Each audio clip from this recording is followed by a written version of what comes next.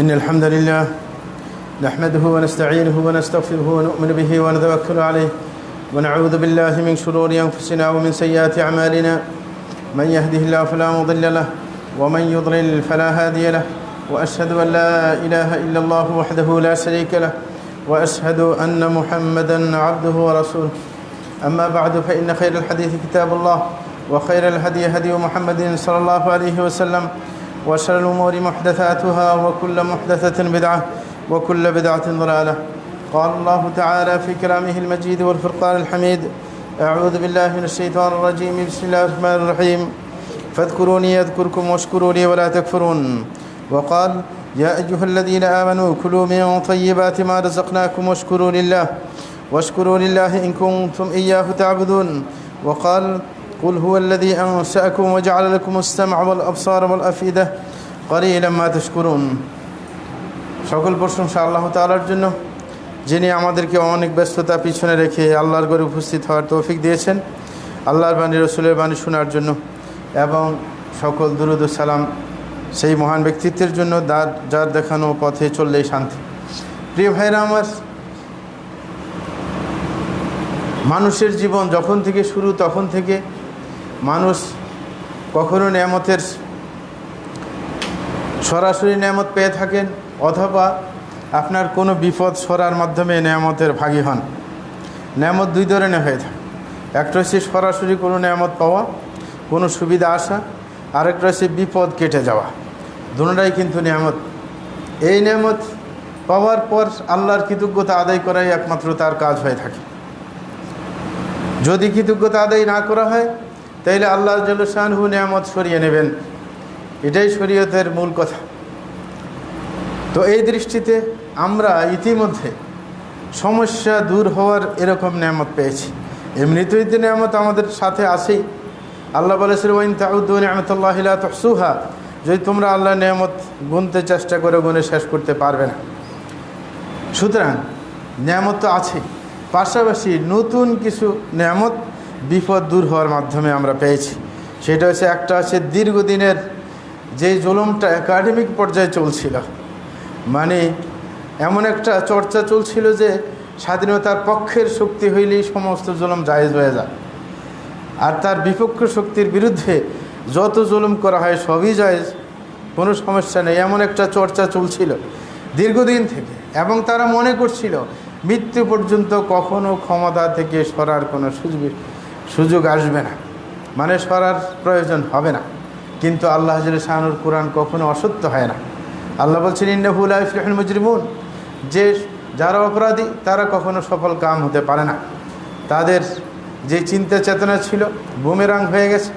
হুট করে এমন একটা পরিস্থিতি তৈরি হয়েছে, সেটা কল্পনার বাইরে ছিল এবং চলে যেতে বাধ্য হয়েছে।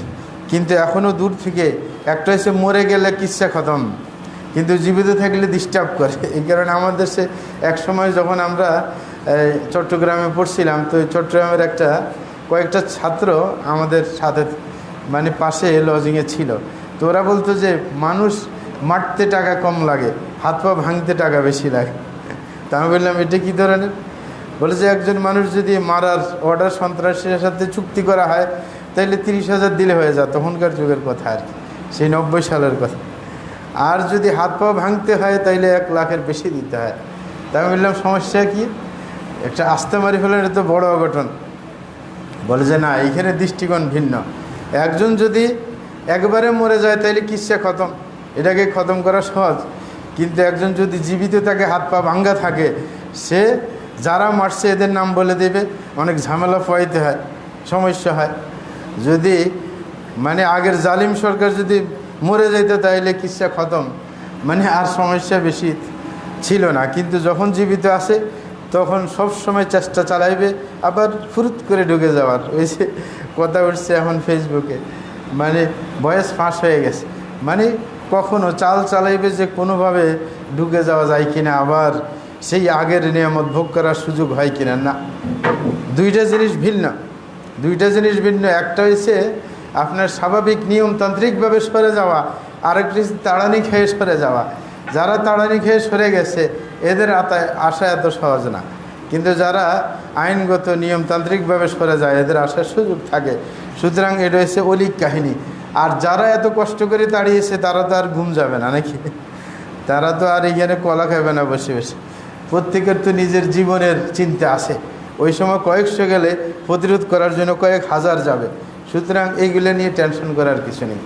কিন্তু আমাদের চিন্তা করা দরকার যে আল্লাহ শানু যে নেয়ামত দিয়েছেন, ইতিপূর্বে এমন ছিল যে আপনার কোনো মাহফিল করতে আপনার ওই পাতি নেতা শয়তান নেতাগুলোর শরণাপন্ন হইতে হতো নাকি না?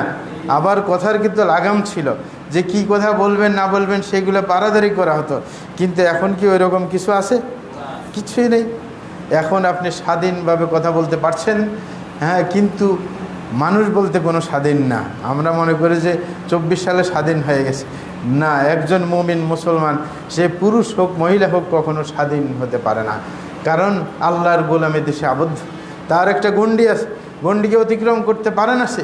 আল্লাহ বলেন, ওমা কানা লিল মুমিনিন ওয়ালা মুমিনাতিন ইযা কাদাল্লাহু রাসূলুহু আমরা আন ইয়াকুনা লাহুমুল খিয়ারাতু মিন আমরিহিম, যে আল্লাহ বলছেন কোনো মুমিন পুরুষ এবং মহিলার জন্য এই কথা বলার কোনো সুযোগ নেই যে আমি স্বাধীন, যে আমার কোনো বাধ্যবাধকতা নেই।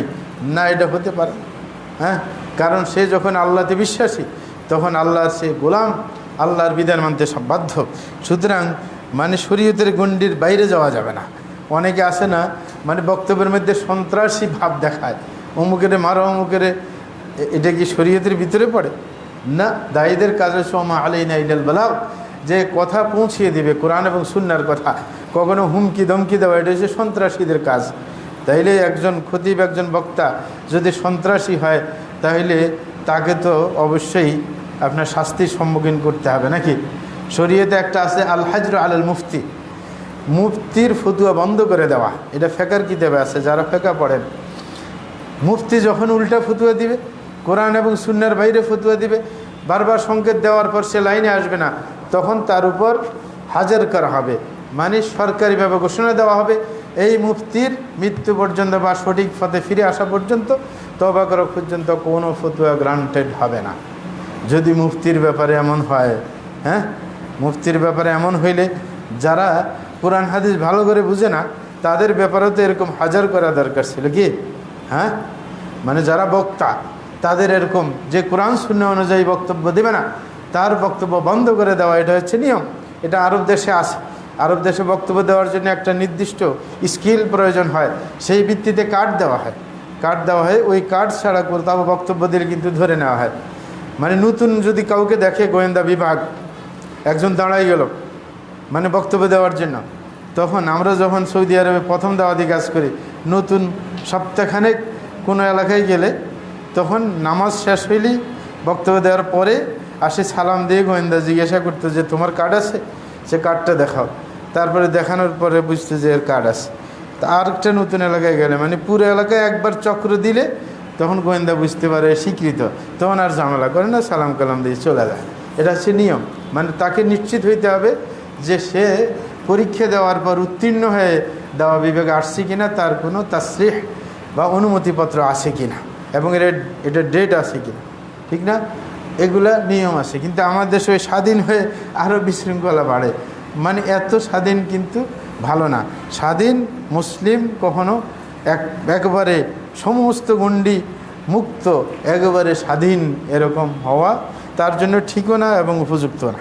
যাই হোক, যেটা বলছিলাম, আল্লাহ শানু এক তো আপনার জালিমকে সরিয়ে দিয়েছেন, আল্লাহ আমাদের প্রতি দয়া করেছেন। দ্বিতীয় নম্বর, আল্লাহ শানু যেই বিপদ আপনার বন্যা আমাদেরকে পেয়ে বসেছে সেখান থেকেও আল্লাহ শানু আমাদেরকে রক্ষা করেছেন। সুতরাং আল্লাহর শুকরিয়া আদায় করা ছাড়া কোনো উপায় নেই। আল্লাহ শানু মাঝে মাঝে পরীক্ষার সম্মুখীন করেন মানুষদেরকে, এটা হচ্ছে আল্লাহর নিয়ম। এবং আপনার আগের কৃতকর্মের শাস্তি দিয়ে থাকেন। আল্লাহ শানু বলেছেন, মা আসাবাকুম মিন মুসিবাতিন ফাবিমা কাসাবাত আইদিকুম ওয়া ইয়াফু আন কাসীর। আল্লাহ শানু বলেন, যেই বিপদের সম্মুখীন তোমরা হও না কেন সেটা তোমাদের কৃতকর্মের কারণেই হয়েছে, কিন্তু আল্লাহ শানু অনেকগুলা অপরাধকে আল্লাহ এমনিতেই ক্ষমা করে দেন। আল্লাহ যদি সকল অপরাধের জন্য আমাদেরকে পাকড়াও করতেন তাহলে দুনিয়াতে থাকার কোনো সুযোগ ছিল না। এই কারণে আমরা অবশ্যই হ্যাঁ, অপরাধ থেকে দূরে থাকব, সঠিক পথে পরিচালিত হব, আল্লাহর কৃতজ্ঞতা আদায় করব, এটাই হচ্ছে আমাদের নিয়ম। এই কারণে আমাদের যে বিপদগুলো এসেছে প্রত্যেকটার পিছনে আমাদের কৃতকর্ম অবশ্যই, হ্যাঁ, কৃতকর্মের দোষ আছে। এই কারণে তো আল্লাহ বিপদ দিয়েছেন। কিন্তু আল্লাহ জাল্লে শানু মানুষকে পরীক্ষা করতে চান, পরীক্ষা উত্তীর্ণ হয়ে আল্লাহ জাল্লে শানু আরও নেয়ামত বাড়িয়ে দেন। এই কারণে হাদিসে উল্লিখিত একটি ঘটনার প্রতি আমরা দৃষ্টি আকর্ষণ করব। অনেকেই হয়তো বা এই ঘটনা জানেন, এটা প্রসিদ্ধ একটি ঘটনা। সেটা হচ্ছে পরীক্ষার ঘটনা, যে আল্লাহ জাল্লে শানু অনেক সময় নেয়ামত দিয়ে পরীক্ষা করে থাকেন, আর যদি সে কৃতজ্ঞতা আদায় না করে সে নেয়ামত ছিনিয়ে নেন। যদি নেয়ামতের অপব্যবহার হয় তখন আল্লাহ জাল্লে শানু ছিনিয়ে নেন। যেমন আরব দেশে দাওয়াতি কর্মকাণ্ডের সুযোগ, অবাধ সুযোগ ছিল, কিন্তু দাওয়া কর্মকাণ্ডে এমন কিছু ব্যক্তিবর্গ ঢুকে পড়েছে যারা আপনার কোনো মাধ্যম ধরে, মানে ওই যে আরব দেশে ওয়াস্তা বলে আর কি, কোনো মাধ্যম ধরে ঢুকে পড়েছে অযোগ্য মানুষ, যার কারণে আপনার সুযোগকে অপব্যবহার করেছে বিদায় আবার এখন দাওয়াতি কর্মকাণ্ড একটু কঠিন হয়ে পড়েছে। সুতরাং যেই কোনো নিয়ামতের যদি আমরা আপনার সঠিক ব্যবহার না করে তাইলে অবশ্যই সমস্যার সম্মুখীন হতে হবে। মুসলিমের এক হাদিসের মধ্যে এসেছে আল্লাহ জাল্লে শানু 3 জন ব্যক্তিকে পরীক্ষা করতে চেয়েছেন। তাদের মধ্যে একজন হচ্ছে কুষ্ঠরোগী, আরেকজন হচ্ছে টাক মাথা, আরেকজন হচ্ছে অন্ধ। এই তিনজনকে আল্লাহ জাল্লে শানু পরীক্ষার সম্মুখীন করতে চেয়েছেন। এই কারণে তাদেরকে প্রথমত নেয়ামত দিয়েছেন, পরবর্তীতে এই নেয়ামতের মাধ্যমে পরীক্ষার সম্মুখীন করেছেন। ঘটনা হচ্ছে যে 3 জনের কাছে ধারাবাহিকভাবে ফেরেশতা এসেছিল মানব ছবি ধরে, মানুষের ছবি ধরে। ফেরেশতা এসে যে আপনার কুষ্ঠরোগী তাকে বলেছিল যে তোমার কোনো সমস্যা আছে, হ্যাঁ, তোমার কি চাওয়া পাওয়া আছে? তখন সে বলল আমার সমস্যা আছে, কুষ্ঠরোগের কারণে মানুষ আমার পাশে বসে না, আমার শরীর থেকে দুর্গন্ধ ছড়ায়, এই কারণে আমার চাওয়া হচ্ছে সর্বপ্রথম যে আমার এই কুষ্ঠরোগ দূর হয়ে যাবে। তখন সে বলল অসুবিধা নেই। ফেরেশতা শরীরে হাত বাড়িয়ে দিল, কুষ্ঠরোগ সাথে সাথে ভালো হয়ে গেল। তারপরে বলল যে তোমার কোনো সম্পদ দরকার আছে? তখন সে বলছে যে আমি চাই যে আমি একটা উটের পালের মালিক হয়ে যাই, মানে একদল উট আমার থাকবে। মানে তখনকার যুগের সম্পদ এগুলো হচ্ছে ধনীদের সম্পদ, মানে ধনী হওয়ার চিন্তা মাথায়। বলে ঠিক আছে, কোনো সমস্যা নেই। তখন ফেরেশতা একটা আপনার সন্তান আছে পেটে, এরকম একটা উষ্ট্রে নিয়ে এসে তাকে দিল। বললো যে ঠিক আছে, এটা তুমি রাখো, এটা বাচ্চা দিবে, আস্তে আস্তে সম্পদ বাড়বে, এবং বরকতের দোয়া করে দিল যে আল্লাহ এই তোমার সম্পদের মধ্যে বরকত দিয়ে দেয়, বারাকাল্লাহু ফিহা, যে আল্লাহ যে শরীরের মধ্যে যেন বরকত দিয়ে দেয়। আস্তে আস্তে বরকত আসতে শুরু করলো, এই ওটের বাচ্চা হলো, আবার সেটা থেকে বাচ্চা হলো। এরকম কিছুদিন পরে দেখা যায় যে পুরো একটা পাল উটের মালিক সে হয়ে গেল। দ্বিতীয় আরেকজন টাক মাথাওয়ালার কাছে আসলো ফেরেশতা, আসে বললো যে তোমার কি সমস্যা? বললো যে আমার সমস্যা হয়েছে, আমার মাথার মধ্যে চুল নেই, যার কারণে মানুষে ভালো চোখে দেখে না, মানুষে টাক মাথা বলে। সুতরাং আমি চাই যে আমার এই সমস্যার সমাধান হয়ে যাক।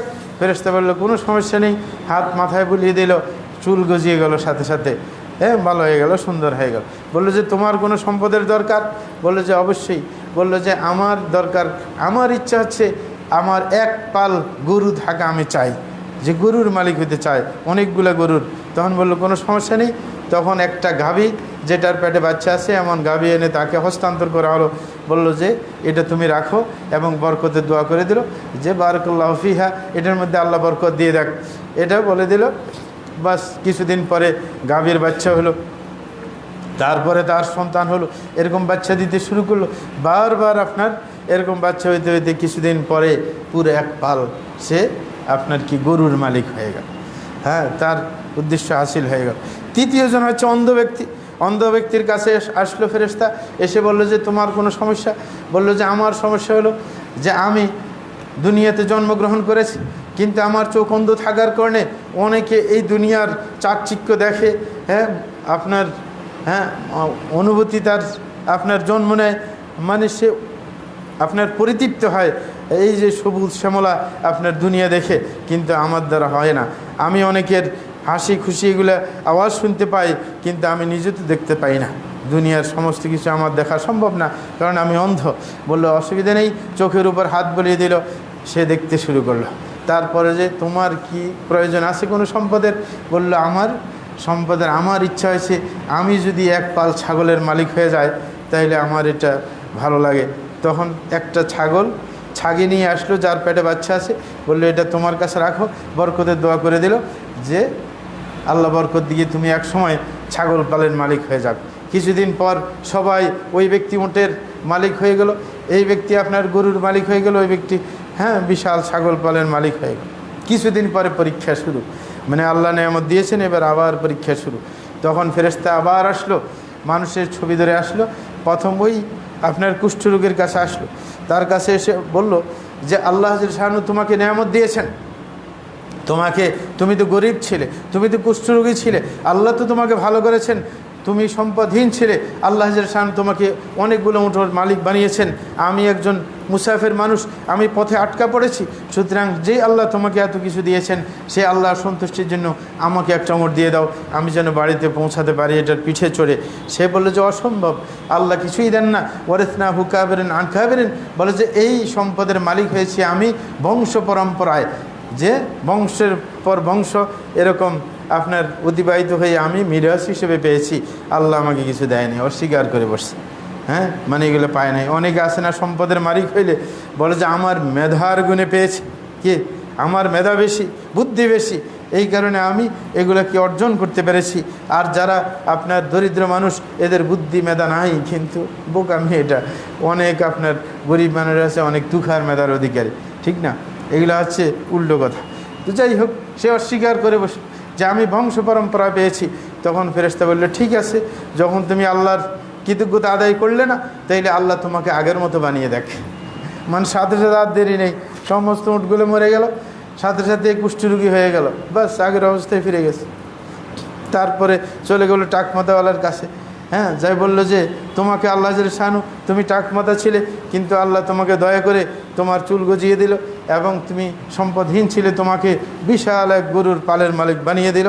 আমি তো মুসাফির মানুষ, পথে আটকা পড়েছি, তুমি যদি একটা গরু আমাকে দিয়ে দিতে আল্লাহর সন্তুষ্টির জন্য, তাইলে আমার পথ চলা আমার জন্য সহজ হতো। সেই একই কথা আগের জনের মতো বলে যে না হুকাবের আনকাবের, বলে যে এটা বংশ পরম্পরায় আমি পেয়েছি, মিরাস হিসেবে পেয়েছি, এটা আল্লাহ দেয় নেই, এটা মিথ্যা কথা। তখন ফেরেশতা আগের জনের মতো বলল যে তুমি যখন আল্লাহর কৃতজ্ঞতা আদায় করলে না, তুমি আগের অবস্থায় ফিরে যাও।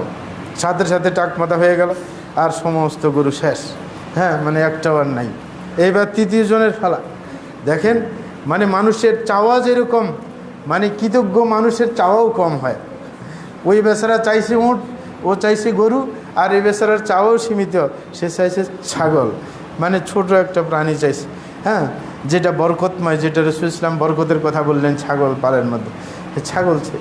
তার কাছে আসে বলল, ফেরেশতা আসে বলল যে আল্লাহ শানু তোমার উপর দয়া করেছেন, তুমি তো আগে কিছু দেখতে পাইতে না, কিন্তু আল্লাহ দয়া করেছেন, তোমার চোখ ফিরিয়ে দিলেন, এবং তুমি গরিব ছিলে, আল্লাহ শানু তোমাকে সম্পদের ব্যবস্থা করে দিলেন।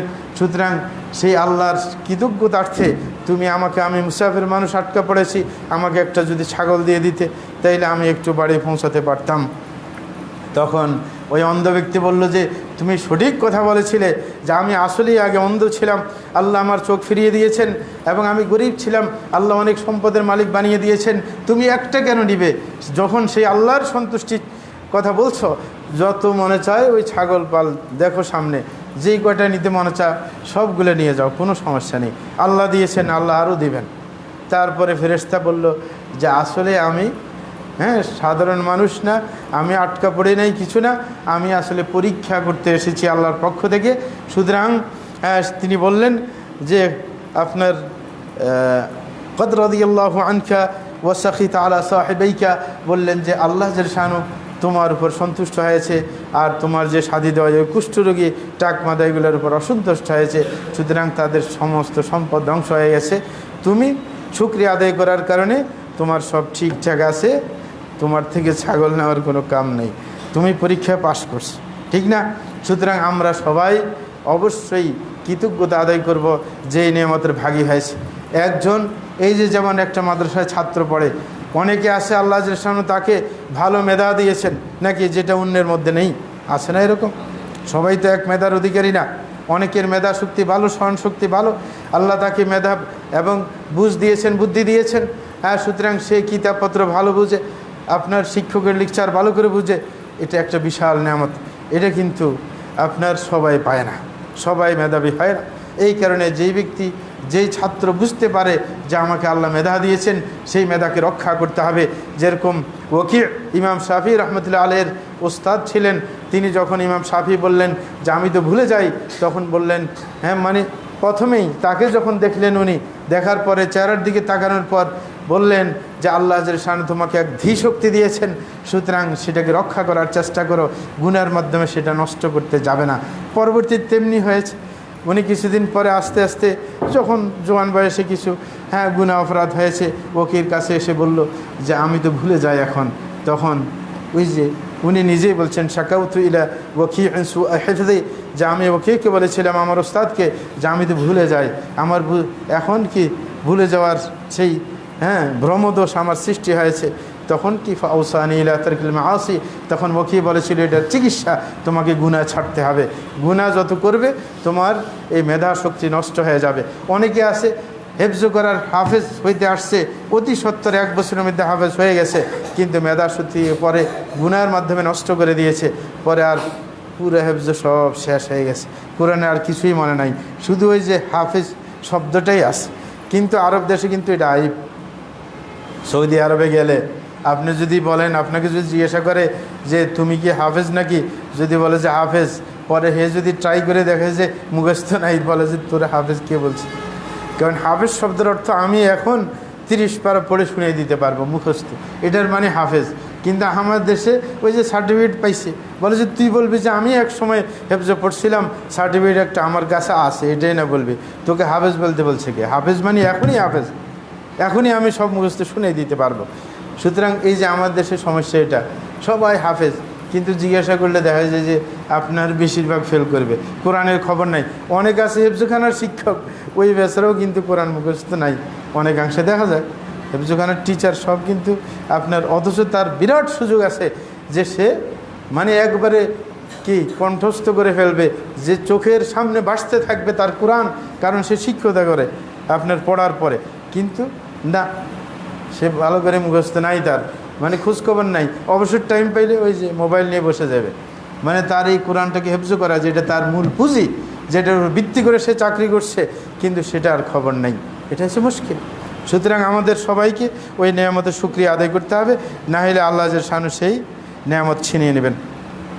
একজন অন্ধ ব্যক্তি, তার আবার হাত পা নাই, মানে অন্ধ, সাথে সাথে 2 হাত নাই 2 পা নাই, মানে মুশকিলের উপর মুশকিল। এই ব্যক্তিকে একজন এসে দেখলো, সে আল্লাহর প্রশংসা করতেছে। সে কি বলতেছে? বলেছে আলহামদুলিল্লাহিল্লাযী আফানি মিম্মা ইবতুলিয়া বিহি গায়রি ওয়া ফাদ্দালানি আলা কাসীরিম মিম্মান খালাকা তাফদীলা। সে বলতেছে সেই আল্লাহর প্রশংসা, যিনি আমাকে আপনার অন্যকে যে বিপদে আপনার ফেলেছেন, সেই বিপদ থেকে আমাকে রক্ষা করেছেন এবং আমাকে দুনিয়ার অনেক মানুষের উপর আমাকে শ্রেষ্ঠত্ব দিয়েছেন। মানে এইভাবে আল্লাহর প্রশংসা করতেছে। তো আরেক ব্যক্তি যখন তার প্রশংসা দেখলো, সে আশ্চর্য হয়ে গেল। সে বলল যে ইয়া হাদা লিমা তাশকুরুল্লাহ, বলছে এই বেটা, যে তুই আল্লাহর শুকরিয়া আদায় করার কী আছে তোর কাছে, যে তুই চোখে দেখোস না, তারপরে 2 হাত নাই 2 পা নাই, তো তোর মানে কৃতজ্ঞতা আদায় করার কি মানে? তুই তো দুনিয়ার বিশাল নেয়ামত থেকে বঞ্চিত, চলতে পারস না, কি দেখতে পারস না, কোনোটা নাই।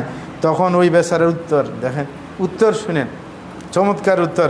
সে বলছে ইয়া হাদা আশকুরুল্লাহ আন ওয়াহবানি লিসানান যাকিরা ওয়া কলবান খাশিআ ওয়া বাদানান আলাল বালা'i সাবিরা। তিনি বলছিলেন যে হে ব্যক্তি, যে তুমি তো বুঝতে পারলে না আমার কাছে এখনও অনেক নেয়ামত আছে, যে আমি আল্লাহর কৃতজ্ঞতা আদায় করি, কারণ আল্লাহ শানু আমাকে এমন একটা মুখ দিয়েছেন যেটা সব সময় আল্লাহর কথা স্মরণ করে।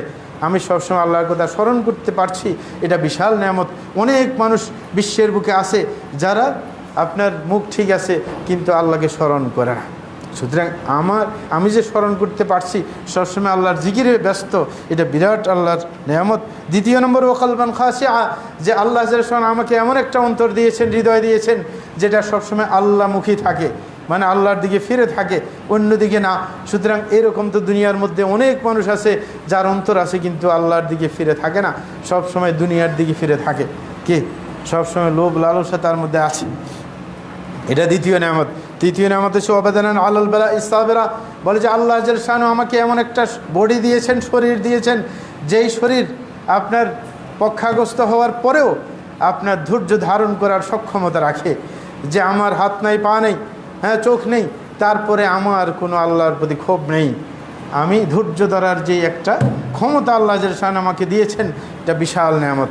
যে তিনটা নেয়ামত আমি পেয়েছি, এটা অনেক মানুষকে দেওয়া হয়নি, এই কারণে আমি শুকরিয়া আদায় করছি। তখন এই বাদা বুঝতে পারলো যে সে আসলে দোষী। আরেকজন ব্যক্তির ঘটনা শুনেছি, একজন আলেমের কাছে একজন গরিব মানুষ আসলো, টাকা করে নেই, সমস্যা, খাওয়া দাওয়ার সমস্যা।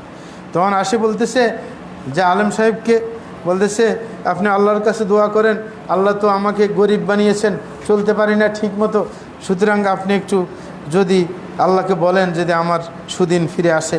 হ্যাঁ, যে আল্লাহ তো আমাকে নেয়ামত থেকে বঞ্চিত করেছেন, অনেক মানুষকে নেয়ামত দিয়েছেন, কিন্তু আমি সেই নেয়ামত পাইনি, আমি অনেক কষ্টে আছি। তখন ওই আলেম বলছিলেন, আয়েসুররুকা আন্নাকা আমা ওয়ালাকা আশরাতু আলাফ দিরহাম, আগের যুগের ঘটনা, দিরহাম দিনারের যুগের ঘটনা।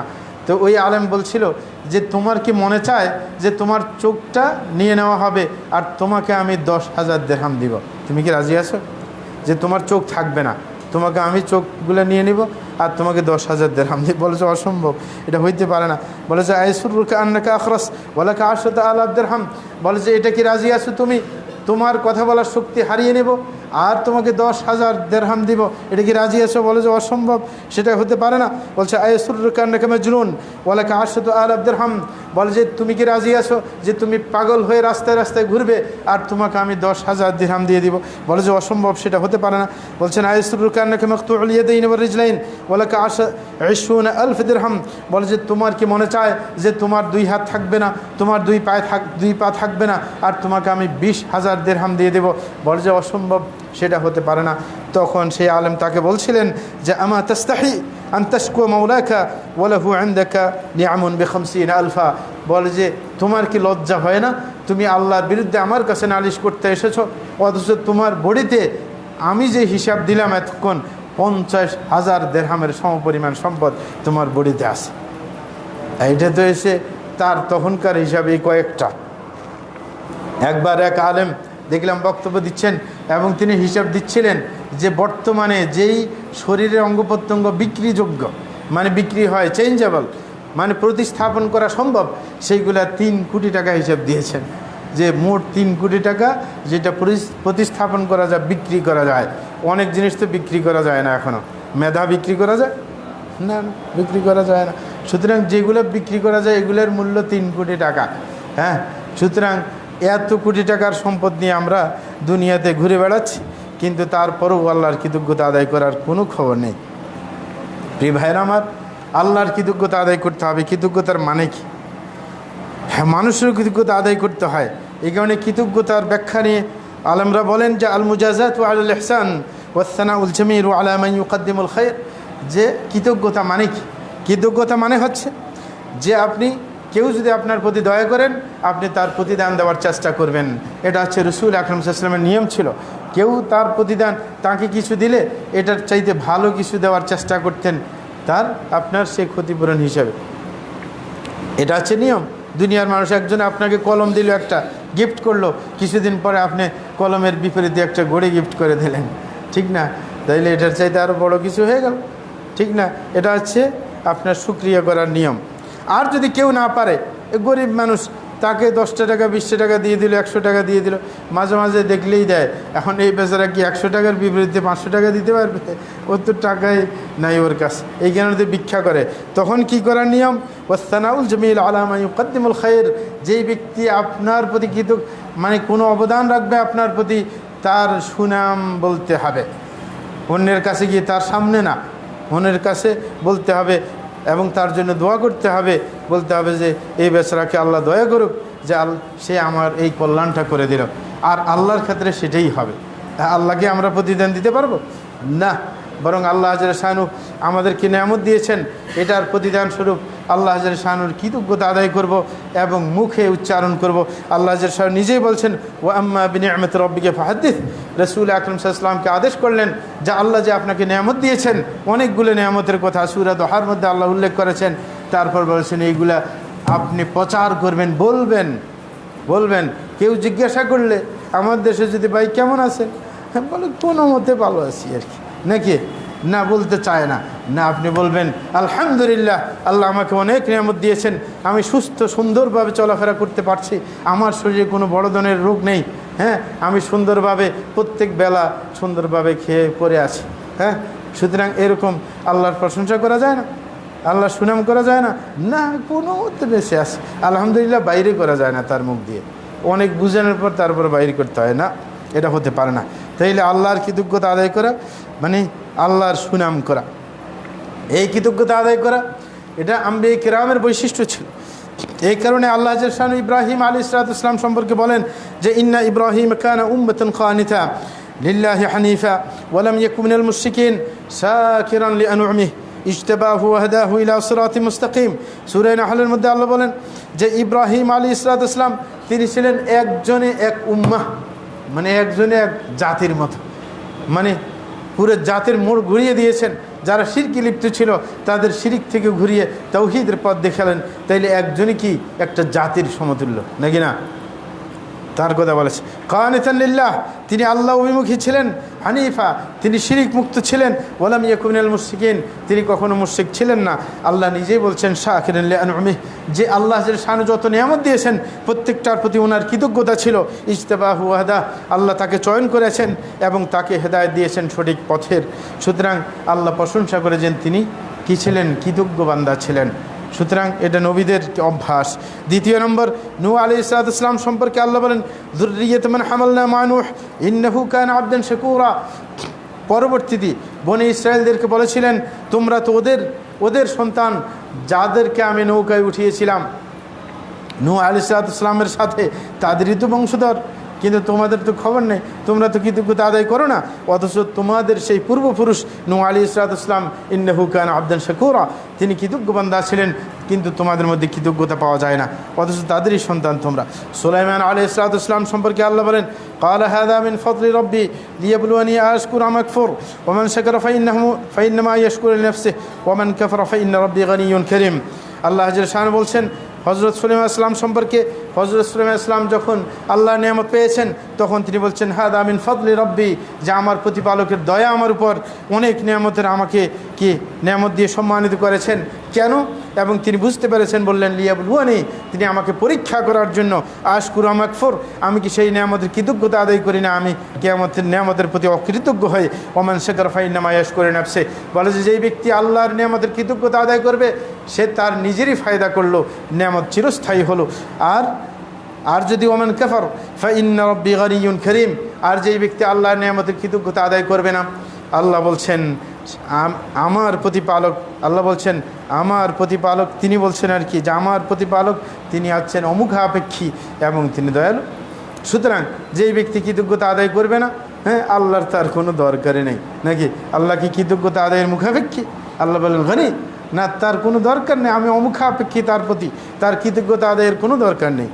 হ্যাঁ, সুতরাং আল্লাহ সেটার প্রতিশোধ নেবেন, নিয়ামতকে ছিনিয়ে নেবেন যদি অকৃতজ্ঞ হয়। সর্বশেষ আমাদের রাসূল আকরাম সাল্লাল্লাহু আলাইহি ওয়াসাল্লাম তিনি কৃতজ্ঞ ছিলেন।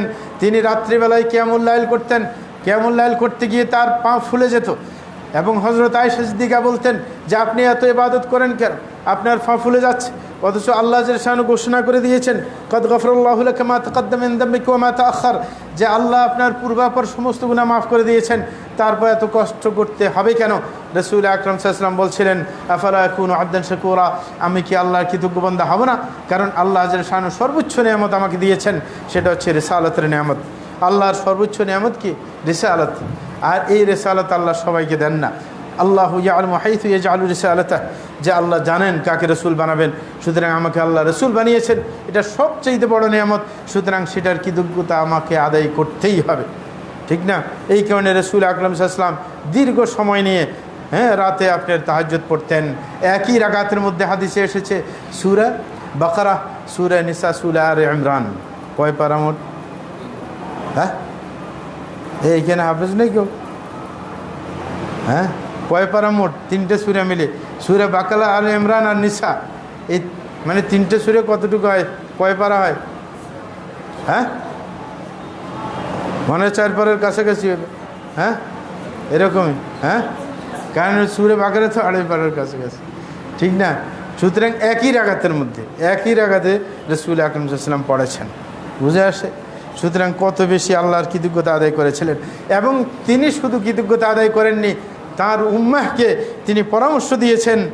ভালোবেসে এক সাহাবীকে বললেন, হ্যাঁ, যে হযরত মুআদকে, যে আমি তোমাকে ভালোবাসি, তোমাকে একটা দোয়া শিক্ষা দেব। সেটা হচ্ছে প্রত্যেক নামাজের শেষে তুমি বলবে আল্লাহুম্মা আইন্নি আলা যিকরিকা ওয়া শুকরিকা ওয়া হুসনি ইবাদাতিক।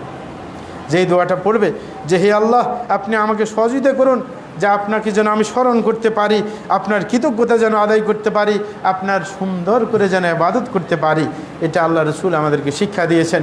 সুতরাং প্রত্যেক সালাতের পরে আমরা কি এটা পড়বো? ইনশাআল্লাহ অবশ্যই পড়ব। প্রিয় ভাইরা আমার, নেয়ামত তো অনেক পেয়েছি যেটা হিসাব কিতাব নেই, কিন্তু কৃতজ্ঞতা, হ্যাঁ, কীভাবে আদায় করতে হয় এবং কৃতজ্ঞতার প্রকার কি সেটা আমাদের জানা দরকার। আস্তাগফিরুল্লাহ লি ওয়া লাকুম ওয়া লিসাইরিল মুসলিমিন ইন্নাহু হুয়াল গফুরুর রহিম।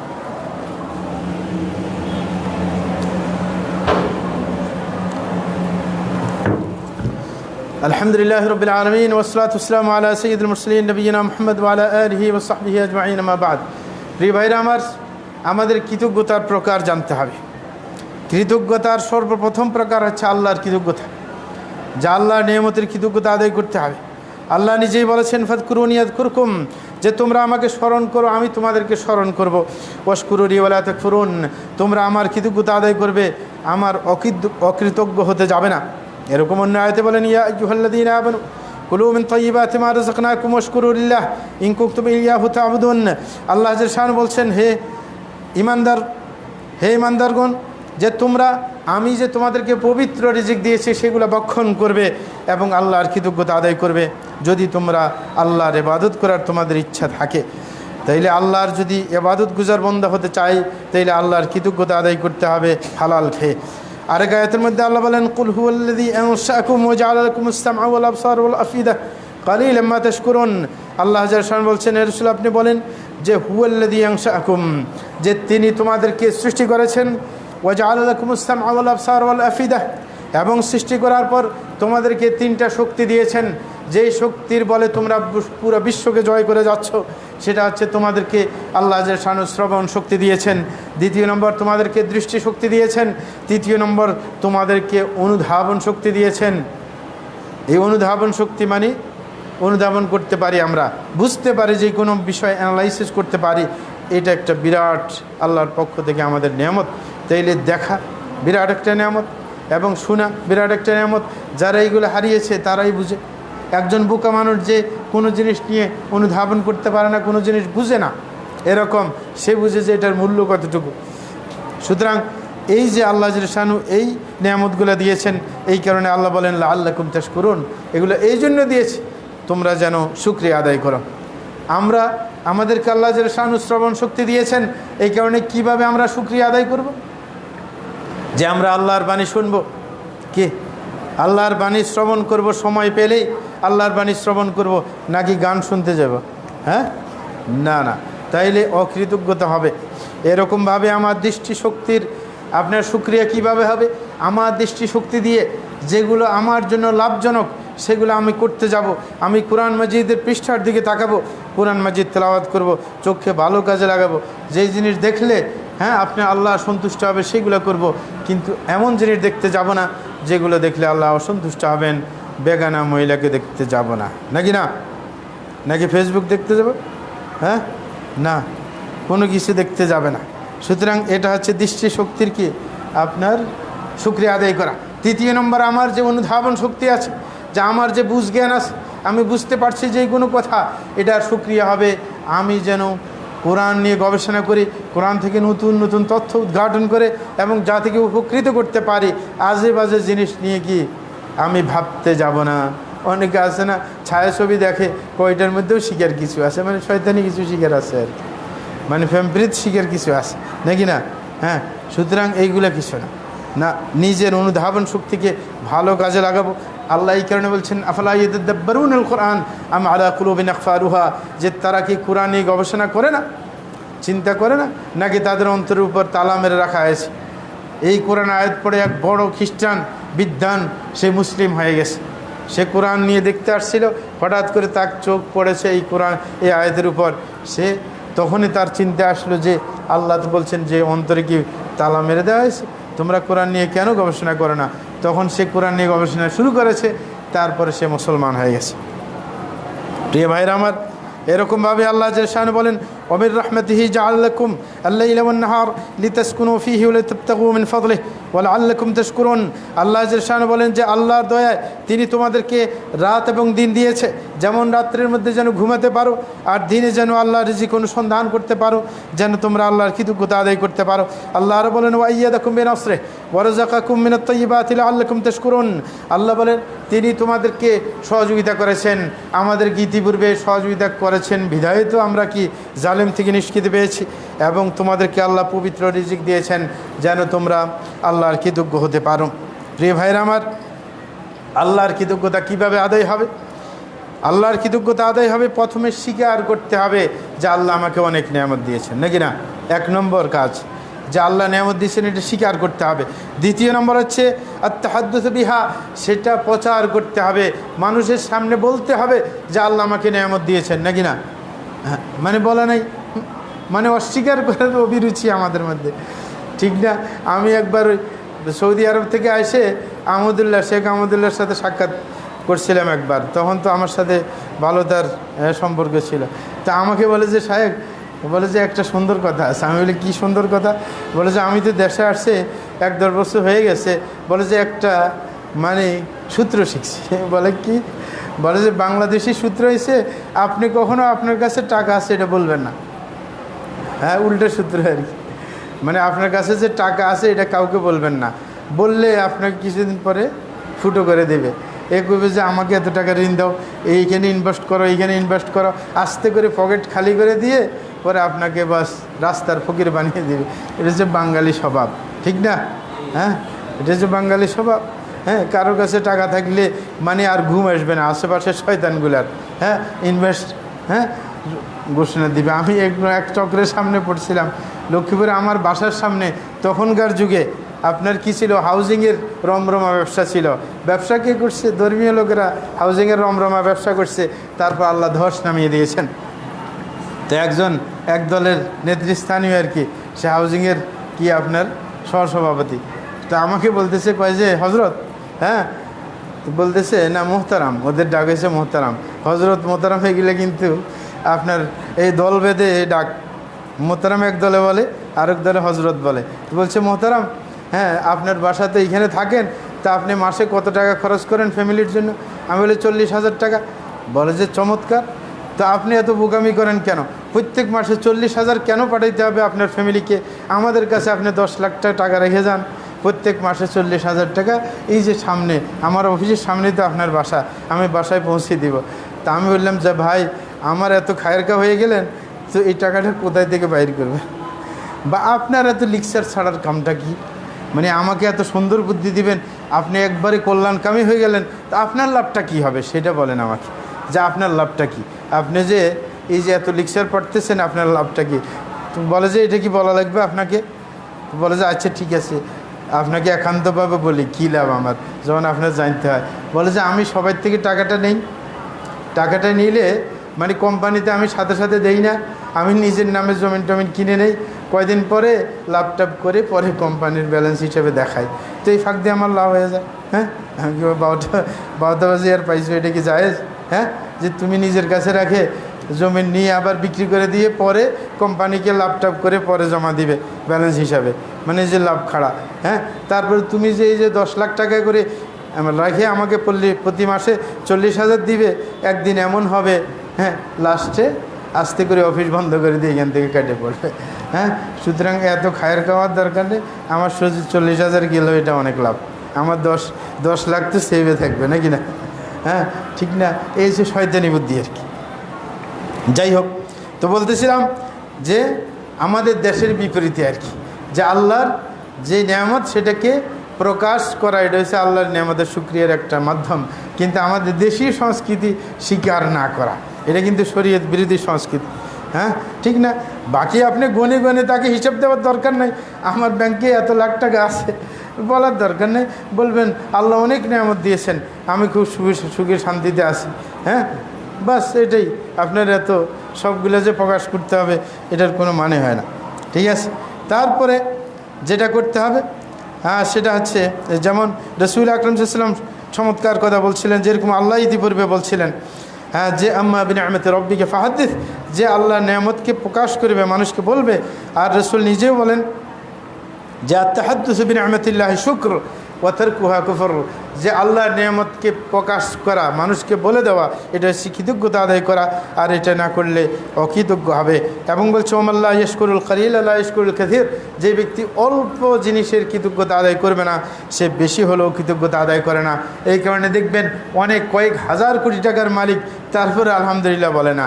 আর যে পায়, দেখা যায় যে রিক্সাওয়ালা, সে যদি প্রত্যেক দিন 300-400 টাকা 600 টাকা পায়, একদিন 700 টাকা পাইলে আলহামদুলিল্লাহ, নাকি? হ্যাঁ, সে অল্প পায় আপনার আল্লাহর প্রশংসা করে, অনেকে বেশি পাইলেও করে না। অল্পতে অভ্যাস করতে হবে। আর একটা বলছে, রাসূল বলছেন ওমাল্লা ইয়াশকুরিন নাস লা ইয়াশকুরুল্লাহ, যেই ব্যক্তি মানুষের কৃতজ্ঞতা আদায় করে না, সে আল্লাহর কৃতজ্ঞতা আদায় করতে সক্ষম হয় না। এরকমভাবে আল্লাহর কৃতজ্ঞতা আদায় করে আরেকটা ধরন আছে, সেটা হচ্ছে যে আল্লাহর কৃতজ্ঞতা আল্লাহর নেয়ামতকে সদ্ব্যবহারের মাধ্যমে করতে হবে। সেটা হচ্ছে আল্লাহর ইবাদতের ক্ষেত্রে ব্যয় করতে হবে। আপনার টাকা আছে, তাইলে আপনি টাকা দিয়ে আপনার মসজিদে এসি নাই, এসি কিনে দিবেন, সবাই যেন সুন্দর করে সালাদটা মনোযোগ দিয়ে আদায় করতে পারে, নাকি না? হ্যাঁ, ঠিক না? আপনার টাকা পয়সা আছে, সুন্দর করে খেয়ে এবাদতে ব্যস্ত হয়ে যাবেন, যে খিদে দেখলে এবাদত করতে মনে চায় না। তাইলে ওই রকম মানে আল্লাহর আনুগত্যে খরচ করতে হবে।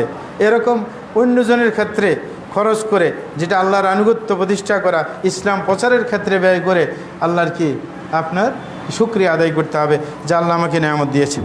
এই কারণে রাসূল আকরাম সাল্লাল্লাহু আলাইহি ওয়াসাল্লাম অনেক জায়গায় আলহামদুলিল্লাহ বলার সে নিয়ম শিক্ষা দিলেন।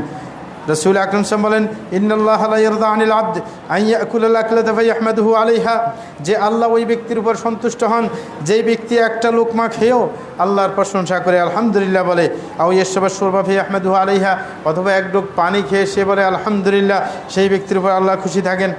এবং রাসূল আরও বলেন ইন্নাল্লাহা ইউহিব্বু আন ইয়ারা আথারা নি'মাতিহি আলা আবদিহি, যে আল্লাহ কাউকে নেয়ামত দিলে সেটার বহিঃপ্রকাশ দেখতে চান। অনেকে আছে যে টাকা আছে পকেটে, কিন্তু তার দিকে তাকাইলে ফকিরের মতো মনে হয়। ওই যে বনি ইসরাইলের ঘটনা, একজন ব্যক্তি সদকা করবে, রাত্রি বাইরে এসে তো একজনকে দেখলো গরিব মনে হইল, তখন তাকে টাকা দিয়ে দিল।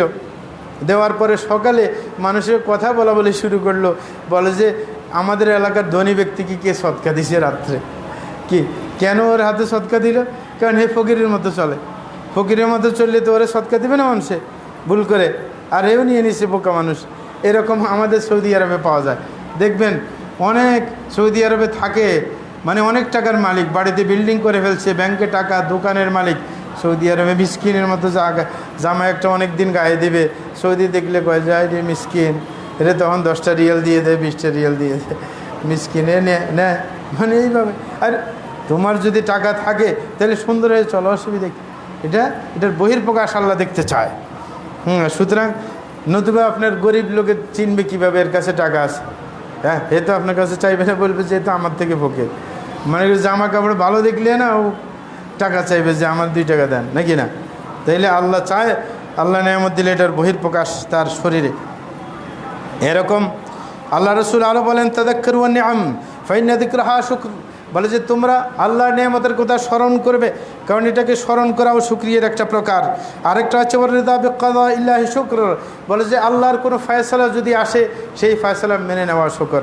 আপনি অনেক নেয়ামত পাইলেন, দোকান দিলেন, হঠাৎ করে আগুনে ধরে দোকানটা নষ্ট হয়ে গেছে, আপনি বলবেন আলহামদুলিল্লাহ, কি আল্লাহ চাইছেন দিয়েছেন, আবার নিয়ে গেছেন, এটা আল্লাহর ইচ্ছা।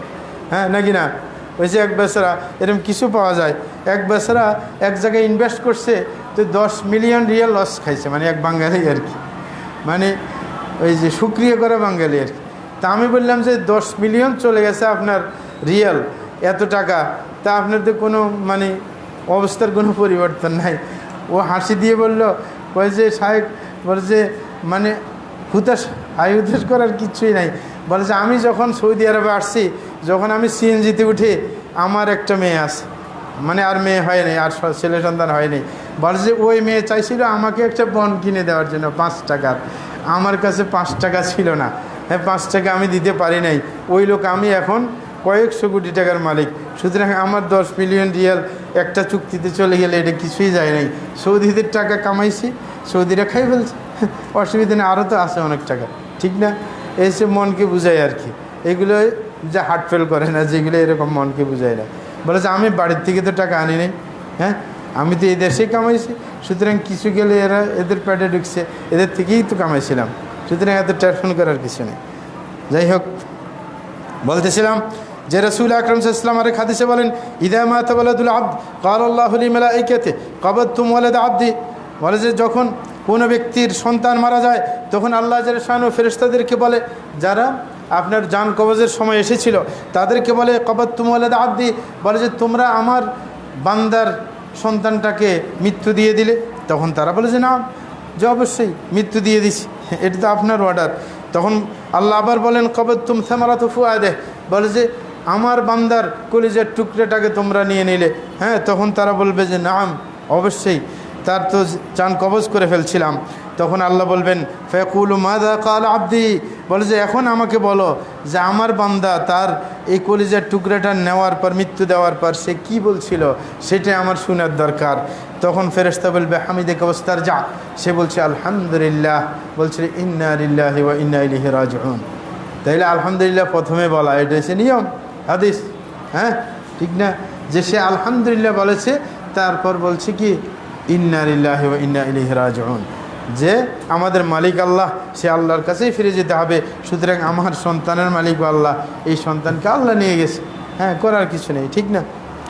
তখন আল্লাহ কি বলবেন, উবনুলি আব্দি বাইতান ফিল জান্নাহ, বল যে আমার এই বান্দার জন্য জান্নাতে একটা ঘর তৈরি করবে, এই ওয়াসাম্মুহু বাইতুল হামদ, এবং সেই ঘরের নাম দিবে বাইতুল হামদ।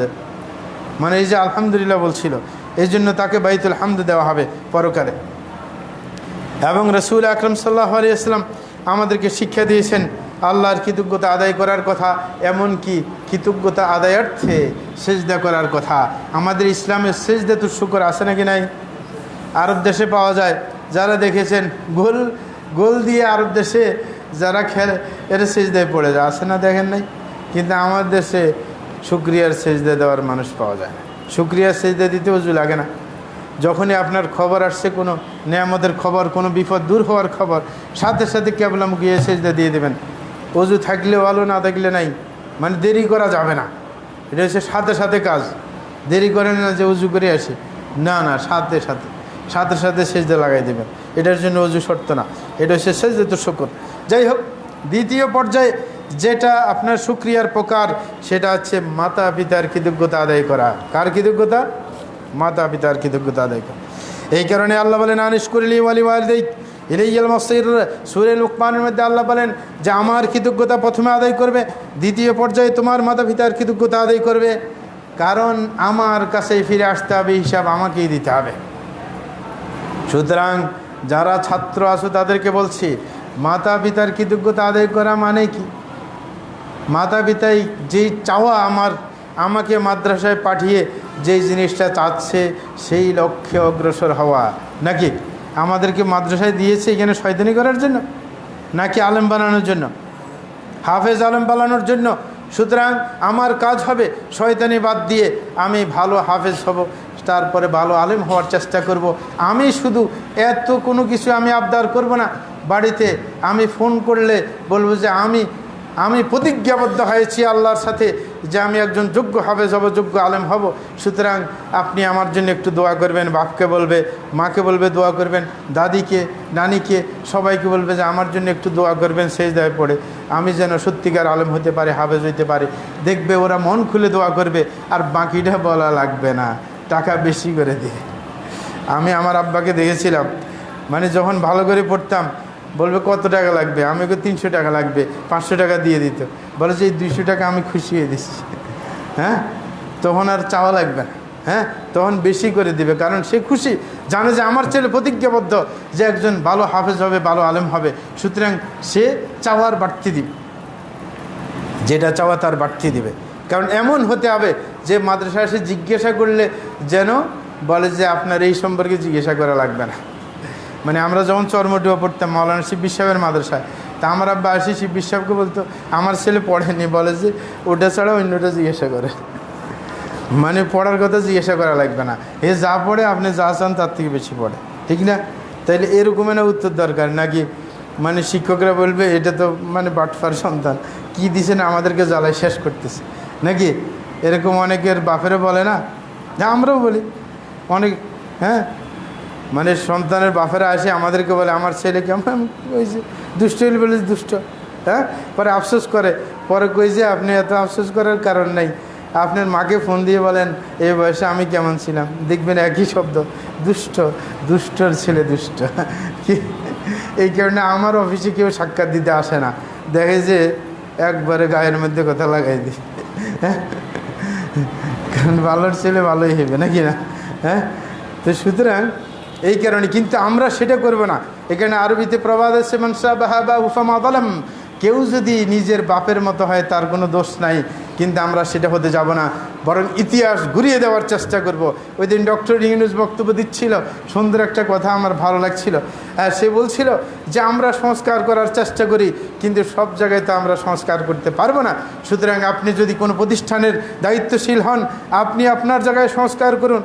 আপনি যদি স্কুলের যদি প্রিন্সিপাল হন, সেই জায়গায় আপনি সংস্কার করুন। আপনি যদি একটা কোম্পানির মালিক হন, তাইলে আপনি আপনার জায়গায় সংস্কার করুন, তাইলে পুরো বাংলাদেশ সংস্কার হয়ে যাবে, তখন সবাই শান্তিতে আমরা থাকতে পারবো। সুন্দর কথা না? হ্যাঁ, তাইলে এবার প্রত্যেকে আমরা সংস্কার করি। আমি পণ করি যে আমার বাপ উল্টা চলেছিল, যে আমার বাপ না পড়ার কারণে বিদেশে গিয়ে কষ্ট করে এখন টাকা কামাচ্ছে, আমি কিন্তু দেখিয়ে ছাড়বো যে আমি যোগ্য আলেম হয়ে, হ্যাঁ, যে না আমাকে বিদেশে যেতে হবে না। কিন্তু অনেকের ছেলে পড়ে না, কয়ে যে ওই যে বাপে বিদেশ গেছে আমার বিষে দিয়ে নিয়ে যাবে, পাগল ওঠা। কারণ বাপে যে কী কষ্ট করতেছে সৌদি আরব গেলে বোঝা যায়। আমরা দেখে আসছি যে কিভাবে কষ্ট করে, যেই কষ্ট বাংলাদেশে 1 লাখ টাকা দিলেও করতো না। কি অনেকে এরকম কাজও করে বাধ্য হয়ে টাকার জন্য, ফ্যামিলির চাহিদা পূরণের জন্য। সুতরাং ইতিহাস ঘুরিয়ে দেওয়ার চেষ্টা চলবে, যে আমরা বলবো যে না, বাপ গেছে বিদেশে শিক্ষা গ্রহণ করে নাই, কিন্তু আমি পরিবর্তন করতে চাই, আমি এমন উচ্চশিক্ষিত হইব যেন আমার বাপ দেখতে পায় যে আমি আসলেই তার টাকাকে কাজে লাগিয়েছি, তখন সে আমার জন্য দোয়া করবে, সে মন ভরে খুশি হবে নাকি না? তাহলে ইতিহাস ঘুরিয়ে দিতে চাবে নাকি না? প্রত্যেকের এরকম চেষ্টা অবশ্যই থাকতে হবে ইনশাআল্লাহ। প্রিয় ভাইরা, তাইলে মাতা পিতার কৃতজ্ঞতা আদায় করতে হবে, এটা হচ্ছে নিয়ম। মাতা পিতার কৃতজ্ঞতা কীভাবে আদায় করবে? যে তাদের আনুগত্য করতে হবে, তাদের আনুগত্য করব এবং তাদের সাথে সদাচরণ করব এবং তাদের প্রতি দয়া করব এবং তাদের সন্তুষ্টি কামনা করব। একজন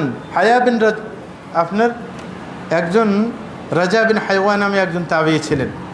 উনি নিজের মায়ের সাথে খানা খাইতে বসতেন না, তিনি আগে মাকে খানা টানা দিয়ে তারপরে খাইতেন। একজনে জিজ্ঞাসা করলো যে আপনি মায়ের সাথে বসে একসাথে খানা খান না কেন? বলে যে আমি এই জন্য খাই না যে আমি যদি মায়ের সামনে ধরো না, আমি কোনো একটা টুকরা নিলাম গোশতের মাছের, যদি আমার যদি ব্যস্কম হয়ে যায়, আমার মার যদি এই টুকরাটা পছন্দ হয়ে থাকে কিন্তু আমি দিলাম না, তা আমার মায়ের চোখ পড়বে, তখন আমার মা মনে কষ্ট পাবে, সেটার হিসাব আমাকে দিতে হবে না। আমি সব কিছু মায়ের সামনে দেই যে তোমার যেটা যেটা ভালো লাগে খাই, এটাই যেটা থাকবে এটা আমি খাবো, কি নাকি না? তাহলে বাড়িতে যেয়ে কি কান্নাকাটি করবে? হ্যাঁ, মানে এই জিনিস ওই জিনিস খাওয়ার জন্য না, যেটাই দেয় খুশি হয়ে মা বাবা যেটা দিবে এটা খাই, বাস আলহামদুলিল্লাহ নাকি? যেই দিন যেটা বরাদ্দ সেটা আর চাইতে বেশি কিছু খাওয়া যাবে না, সম্ভব না। তৃতীয় নম্বর, মানুষের কৃতজ্ঞতা আদায় করা। মানুষ যদি কোনো কিছু দেয়, দয়া করে, তার কৃতজ্ঞতা আদায় করতে হবে। মানুষের মধ্যে বিশেষ করে যাদের কৃতজ্ঞতা আদায় করতে হবে সেটা হচ্ছে নিজের শিক্ষকের কৃতজ্ঞতা আদায় করা। কি কারণ মাতা পিতা জন্ম দিয়েছে ঠিকই, কিন্তু পড়ালেখার জন্য মাদ্রাসায় এনে ফেলাইয়েছে নাকি? এখন এই শিক্ষক তো কষ্ট করে আমাকে মানুষ বানাচ্ছে, তাহলে শিক্ষকের কৃতজ্ঞতা আদায় করতে হবে, তাকে দেখলে সম্মান করতে হবে, কখনো বেয়াদবি করা যাবে না নাকি? কিভাবে বেয়াদবি? যে শিক্ষক চায় যে আমি যোগ্য একজন হাফেজ হব, তার চাওয়াটাকে মূল্যায়ন করতে হবে। আমি ভালো করে পড়ব, তাইলে তাকে আমাকে আঘাত করার সেই প্রয়োজন তার হবে না, নাকি না? এটা কৃতজ্ঞতা আদায় করা মানে সে যেই উপদেশ দিবে সেটা অক্ষরে অক্ষরে মানার চেষ্টা করা, এটা হচ্ছে শিক্ষকের প্রতি কৃতজ্ঞতা আদায় করা। সেটা করবো নাকি করবো না, নাকি বেত খাওয়ার ব্যবস্থা করবো? না, সেটা করতে যাব না। বরং একটা ছাত্রর এটা হচ্ছে ঐতিহাসিক একটা পাওনা যে জীবনে কখনো আমি মার খাইনি। আলেম হওয়ার পরে যদি এটা বলতে পারে যে জীবনে পড়ার জন্য কখনো আমি মার খাইনি, এর মতো ভাগ্যবান আর কেউ নেই। আমরা বলতে পারি যে পড়ার পুরো জীবনে কোনো দিন পড়ার জন্য একটা ব্যত্রাঘাত করতে হয়নি, মানে কোনো শিক্ষকের মানে ব্যত্রাঘাত করতে হয়নি, সব সময় ক্লাস রেডি। হ্যাঁ, মানে পড়া স্ট্রং থাকলে মারবে কী জন্য, কী দরকার আছে মারার? হ্যাঁ, বরং সে সবসময় স্ট্রং থাকলে আর জিজ্ঞাসাও করবে না, কে জিজ্ঞাসা করে জানে যে পারে নাকি না? হ্যাঁ, ঠিক না? সুতরাং এরকম একটা কি প্রতিজ্ঞাবদ্ধ হতে হবে যে শিক্ষকের যেন মায়ের খাওয়ার পরিস্থিতি সৃষ্টি না হয়, নাকি না? মায়ের খাওয়ার পর মনে করবে যে আমার দোষের জন্য আমি মার খেয়েছি। এবং শিক্ষকদেরকে আমরা বলবো মানে বাচ্চাদেরকে মারার আগে স্বীকার করাতে হবে যে তুমি দোষ করেছ। আমি আমার ছোটো যুগে দেখেছিলাম ছাটখিলের হুজুর বলতো, মানে চরমোটুয়া পড়ার সময় ছাটখিলের একজন হুজুর ছিল, তার থেকে আমি এটা শিখছিলাম।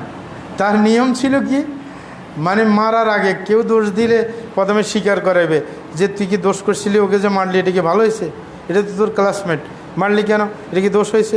স্বীকার করলে বলে যে স্বীকার করলে কিন্তু মায়ের কম, তখন স্বীকার করে ছাড়তো যে আমি দোষ করছি, আমি তাকে থাপ্পড় দিয়েছি, এটা আমার বিশাল অপরাধ হয়েছে। তারপরে দ্বিতীয়বার বলতো যে এবার কয়টা ব্যাত লাগাইতে হবে, এটা যে কয়টা ব্যাত দিতে হবে। তখন মানে এরকম ছাত্ররা বলতো যে আমাকে 5টা ব্যাত দিতে হবে, 2টা ব্যাত দিতে হবে। আর চালাক ছাত্র হইলে বলে যে না আমি জিন্দিগিতে করবে না, আমাকে মাফ করে দিলে ভালো হবে। মানে চালাক যারা আর কি এরকম বলতো, মানে এটা খুব আমার ভালো লাগছিল ছোটোকাল থেকে। এই কারণে চালাক যারা ছাত্র ছিল এরা কাউকে রাগারাগি করে থাপ্পড় দিলে দৌড় দিয়ে হুজুরের কাছে চলে যেত, যাই বলতো হুজুর আমি ওকে রাগ করে মারে ফেলছি, এটা আমার বিরাট ভুল হয়ে গেছে, আমি আর জিন্দিগিতে এগুলো করবো না, আমি আপসাই দিছি এর কাছে। মানে চালাক যারা ছিল এই কাণ্ড করতে, মানে ওই যে শিখের যাইতে তাড়াতাড়ি, আমি আর করবো না এই কাজ, আমার মেজাজটা গরম হয়ে গেছে এই কারণে একটা দিয়ে দিছি, এটা আমার ঠিক হয়নি, ঠিক না? তাইলে আপনার উপর কখনো দোষ আসবে না। আর যদি কোনো কারণে মার খায় কখনো নিজের বাপকে বলবো না, শিক্ষকের সম্মুখীন করবো না, এটা সবচাইতে বড় অপরাধ। কারণ শিক্ষক যদি অভিভাবকের সামনে ছাত্রের সামনে লাঞ্ছিত হয়, এটার জন্য শিক্ষকের যদি একটা কি দুঃখের নিঃশ্বাস বের হয়, এটার জন্য ছাত্র নষ্ট হয়। জিন্দিগিতে আমরা কখনো দেখি নাই এমন কোনো ছাত্র বড় আলেম হয়েছে যার পিতা তাকে মারার কারণে শিক্ষককে লাঞ্ছিত করেছে। আমাদেরও সন্তান আছে, আমার মাদ্রাসায় আমার সন্তান পড়ে 2টা, ওদেরকে শিক্ষক মারে। এবং শিক্ষকদেরকে বলছি যে আমার সন্তান এটা মনে করবে না, দোষ হইলেই সাথে সাথে মার।